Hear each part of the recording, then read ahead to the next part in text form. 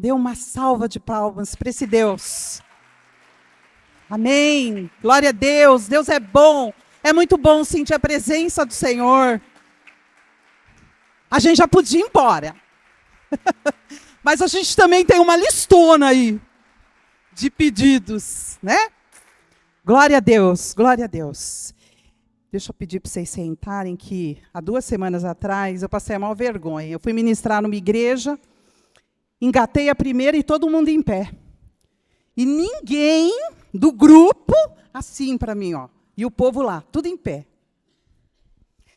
Irmãos, eu confesso que falar para a câmera é mais tranquilo. Mas o Senhor tem uma palavra que desde o dia 15 de janeiro, ela está aqui queimando. E eu preciso falar para o pastor Daniel que ele foi muito usado por Deus no domingo para me destravar nessa palavra, né, para a glória de Deus. E eu também preciso falar para ele uma coisa que ele já deve ter escutado. Deus vai te levar muito alto, muito longe. Você não tem noção. Você não tem noção. Para a glória de Jesus. A glória é dele. Mas a alegria é nossa, né? Que a gente está aqui, a gente também vai receber. Queridos, é o seguinte, o sobrenatural assusta. Não assusta? Alguém aqui já viu um anjo? Eu já vi. Demônios, alguém já viu? Tá vendo? Como diz a minha filha Carolina, os demônios estão mais largados aí, né, para tirar a paz da gente. O sobrenatural assusta. As notícias ruins assustam, os diagnósticos assustam, o momento político da nossa nação assusta, né? As preocupações com amanhã, a gente vai ficando mais maduro e a gente começa a pensar num monte de coisa, começa a se preocupar com muitas coisas. E essas preocupações, todos esses sentimentos, eles fazem com que a gente fique com a alma perturbada. Sabe? A gente fica perturbado. E aí, nessa perturbação, a gente fica se perguntando, mas como? Como que eu vou resolver isso? Como será isso? Eu te convido a abrir o Evangelho de Lucas, ou ouvir, né? Só acompanhar. Evangelho de Lucas, capítulo 1, nós vamos ler dos versos 26 ao 38. Lucas 1, de 26 a 38. Já vou começar. No 6º mês, foi o anjo Gabriel enviado por Deus a uma cidade da Galiléia chamada Nazaré, a uma virgem prometida em casamento a um homem, cujo nome era José, descendente de Davi. O nome da virgem era Maria. Aproximando-se dela, o anjo disse: Salve, agraciada, o Senhor é contigo, bendita és tu entre as mulheres. Ela, porém, se perturbou muito com essas palavras e pensava, que saudação seria essa? Disse-lhe então o anjo: Maria, não temas, achaste graça diante de Deus. Engravidarás e terás à luz um filho, e lhe porás o nome de Jesus. Ele será grande e será chamado Filho do Altíssimo. O Senhor Deus lhe dará o trono de Davi, seu pai. Ele reinará eternamente sobre o povo de Jacó, e o seu reinado não terá fim.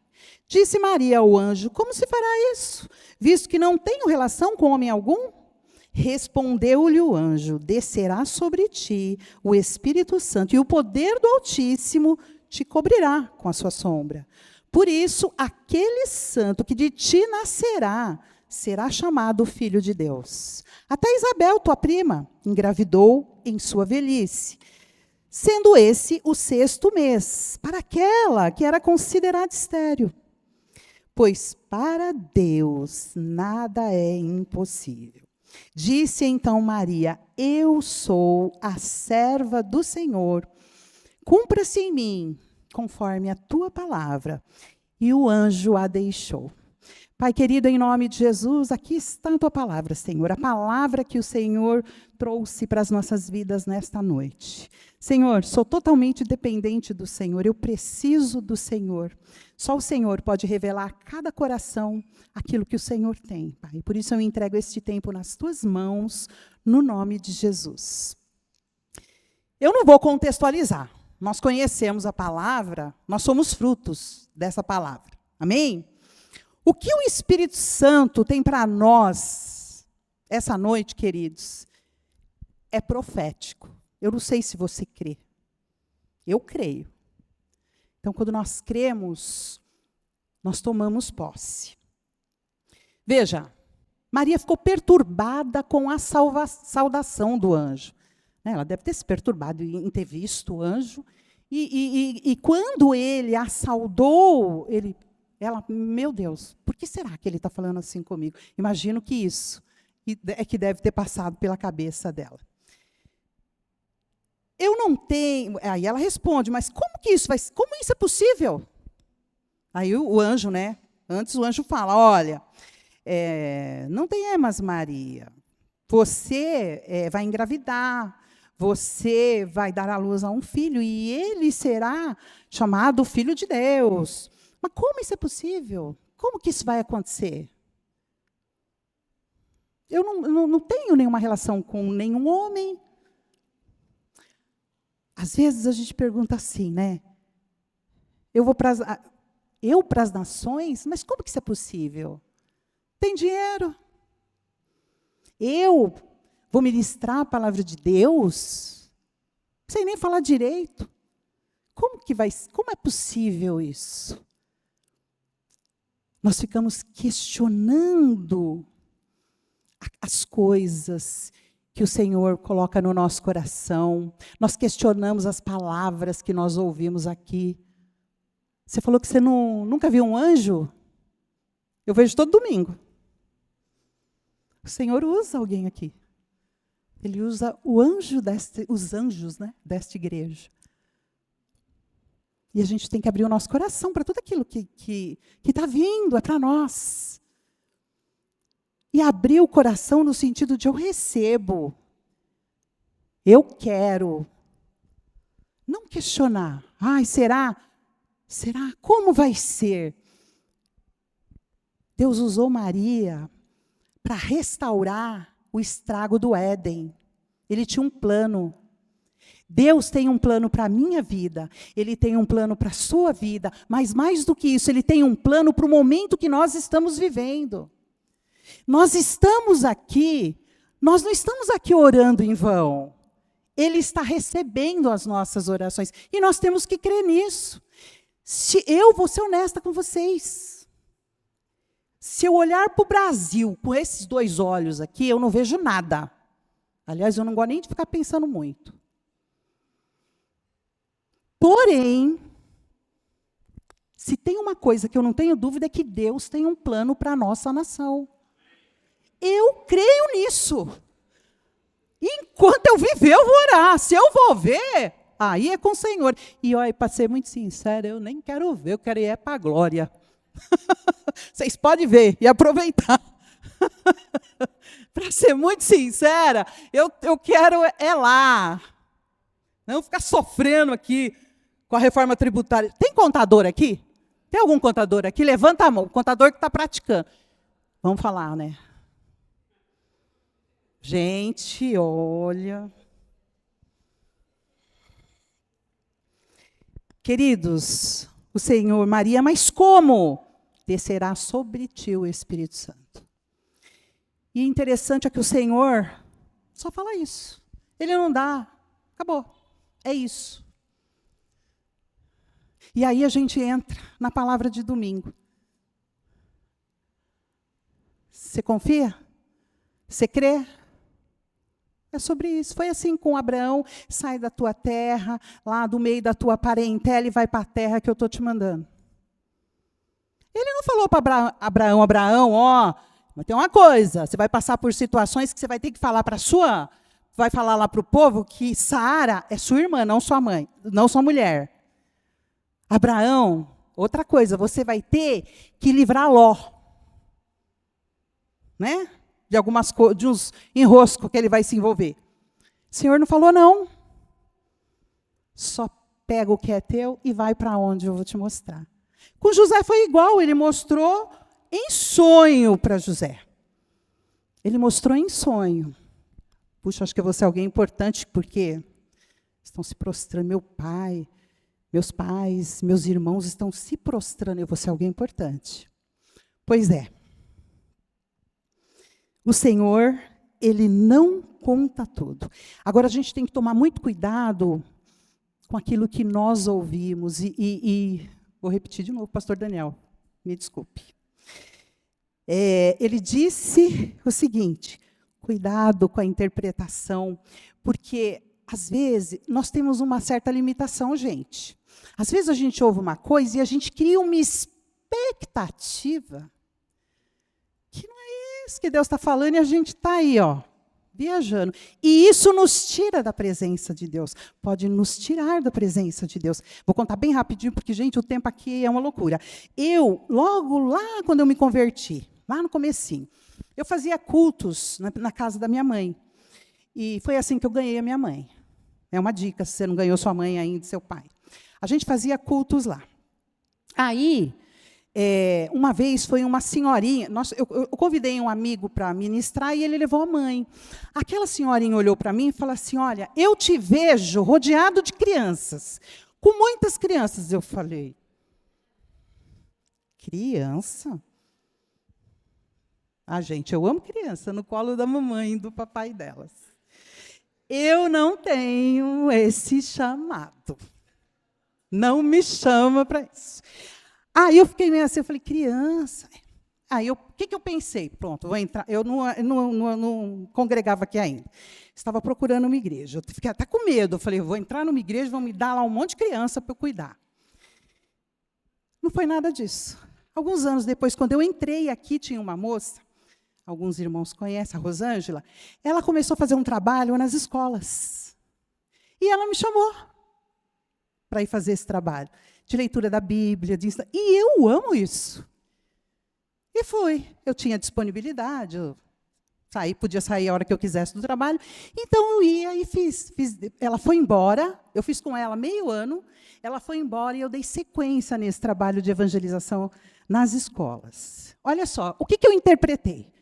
Vou cair numa igreja, vão me dar criança para cuidar. Não vai dar certo isso.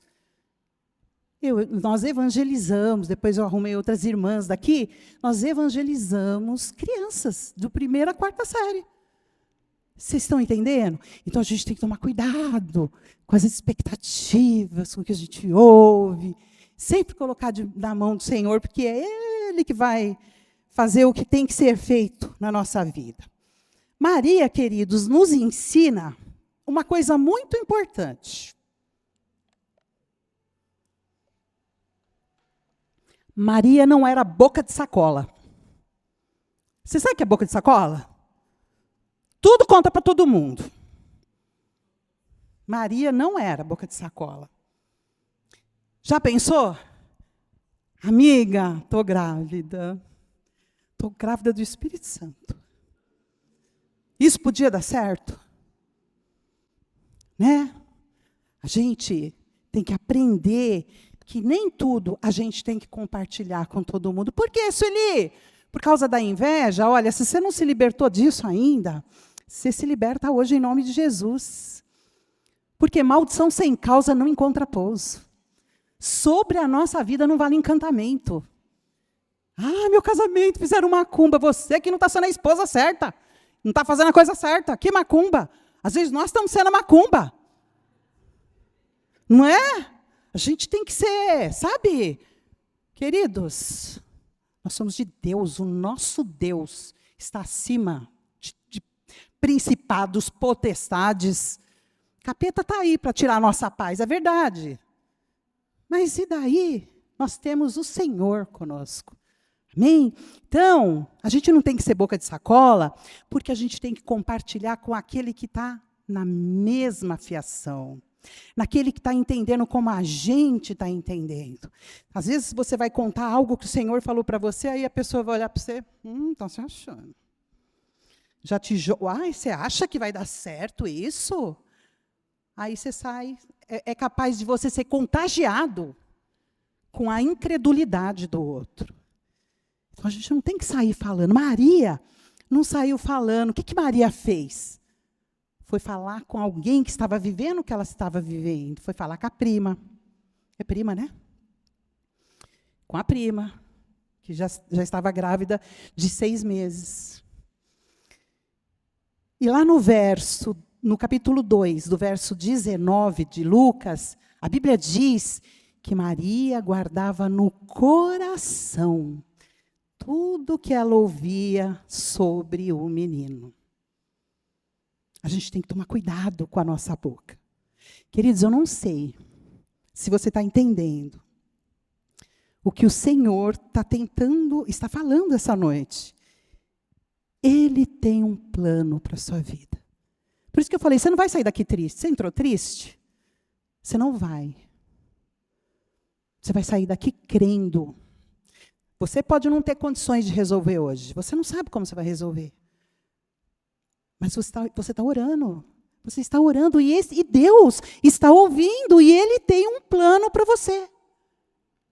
Ele tem um plano para você. Se levanta, fica feliz. Confunde o inimigo, como diz a amiga lá, a pastora. Sabe? Não, se você ficar de baixo astral, é isso que Ele quer. Ele quer te ver baixo astral. Ele quer ver você brigando na sua casa, brigando em família. Ora, coloca diante de Deus, fala menos com os da casa e mais com o Senhor. É isso que muda. Eu garanto para vocês que muda. Ah, muda. Começo não é fácil não, mas muda. Deus tem um plano, queridos. Deus tem um plano para as nossas vidas. Deus tem um plano para a igreja dele. Nós temos visto muitas coisas. Faz parte do plano dele. Deus tem um plano para a igreja apostólica Menorá. Ele tem. Não se preocupa. Não se preocupe. Ai, o que vai ser? Não se preocupe. Ele tem um plano. Confia. O investimento dele foi alto, queridos.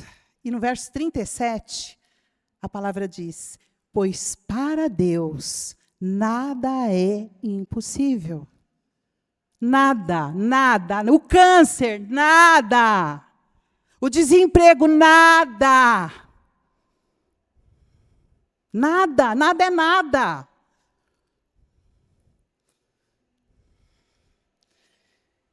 E para terminar,